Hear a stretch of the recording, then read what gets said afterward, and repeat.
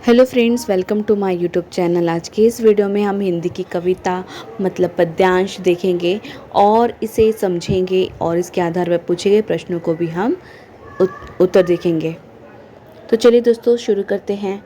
तो यहाँ पर हमारी पंक्ति दी है, वह आता दो टूक कलेजे के करता पछताता। तो यहाँ पर वह मतलब कि एक आदमी की बात की जा रही है। वह आ रहा है और अपने कलेजे के दो टुकड़े करते हुए आ रहा है, पछताते हुए आ रहा है। पथ पर आता पेट पीठ दोनों मिलकर है एक। और वह कहाँ आ रहा है पछताते हुए दोस्तों?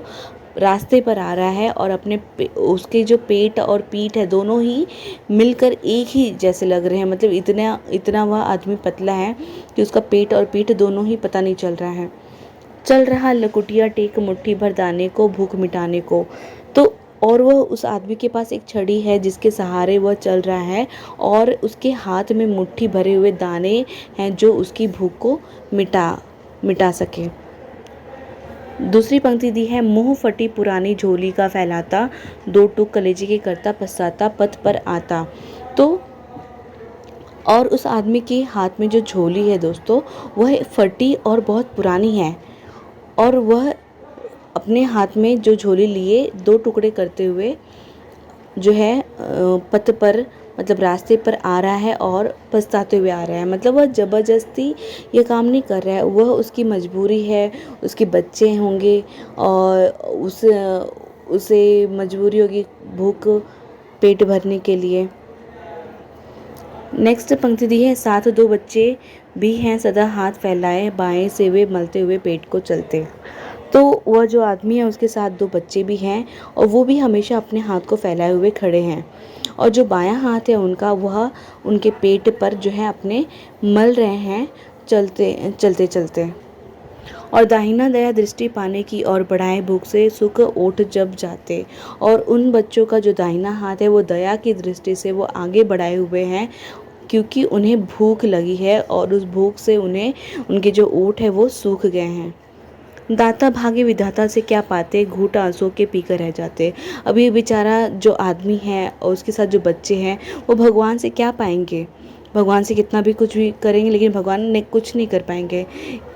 सिर्फ घूंट उनके जो आंसू है सिर्फ वही उसके घूंट पीकर जो है वह रह जाएंगे अगर वह लोगों से इस प्रकार से हाथ नहीं फैलाएंगे। तो चाट रहे जूठी पत्तल वे सभी सड़क पर खड़े हुए और झपट लेने को उनसे कुत्ते भी है अड़े हुए। और जो बेचारा वह जो आदमी है और उसके साथ जो बच्चे हैं वह जूठी पत्तल जो जूठा खाना है उसको चाट रहे हैं। जो भी सड़क पर जितने भी लोग खड़े हैं उन सभी के, और उनसे वो जूठी पत्तल जो चाट रहे हैं आदमी और उसके साथ जो बच्चे हैं उनसे भी कुत्ते जो हैं झपट ले रहे हैं उनके जूठी पत्तल। तो इस प्रकार से यहाँ पर एक आदमी की गरीबी और उसके साथ जो बच्चे हैं वह दिखाया हुआ है इस कविता में। किस प्रकार से वह भीख मांगते हैं, वह लोगों से किस प्रकार से। तो दोस्तों फिर से एक बार इस कविता को एक बार फिर से देख लेते हैं। इसका अर्थ क्या है कि एक आदमी है जो अपने कलेजे को दो टुकड़े करके वह पछताते हुए रास्ते पर आ रहा है, जिसका पेट और पीठ मिलाकर एक ही जैसा लग रहा है और उसके हाथ में एक छड़ी है जिसके सहारे वह चल रहा है और उसके हाथ में मुट्ठी भरे दाने हैं उसकी भूख मिटाने के लिए। और उस आदमी के पास जो झोली है वो भी फटी और पुरानी है, जो दो टुकड़े कलेजे के करके वह पछताते हुए वह आदमी रास्ते पर आ रहा है। और उस आदमी के साथ दो बच्चे भी हैं जो अपने हाथ को फैलाए हुए हैं। बायां हाथ जो है उनका उनके पेट पर वह मलते हुए चल रहे हैं और दाहिना हाथ जो है वो दया की दृष्टि से आगे की तरफ बढ़ाए हुए हैं ताकि उनकी भूख मिट सके। और भूख की वजह से उन बच्चों का जो है ओठ भी सूख गया है। दाता भागे विधाता मतलब यहाँ पर भगवान जो है वो क्या कर पाएंगे, सिर्फ जो बच्चे हैं वह आंसू की घूंट ही पीकर रह जाएंगे। वह बच्चे जो हैं और वह आदमी जो है वह जूठी पत्तल को चाट रहे हैं, सारे जितने भी सड़क पर खड़े हुए लोग हैं उनके।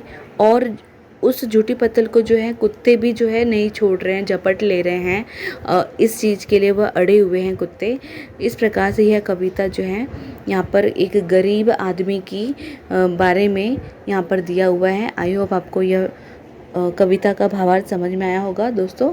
अब हम इसके पूछे गए प्रश्नों को हम करेंगे।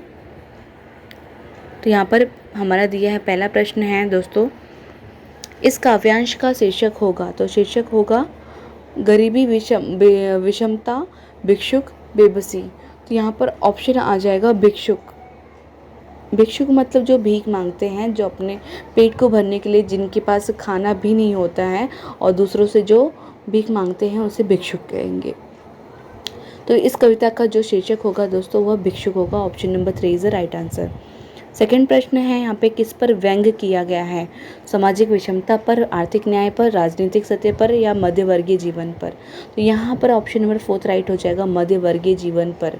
जो मध्य वर्ग के जो लोग हैं उनके जीवन के बारे में व्यंग किया गया है इस कविता में।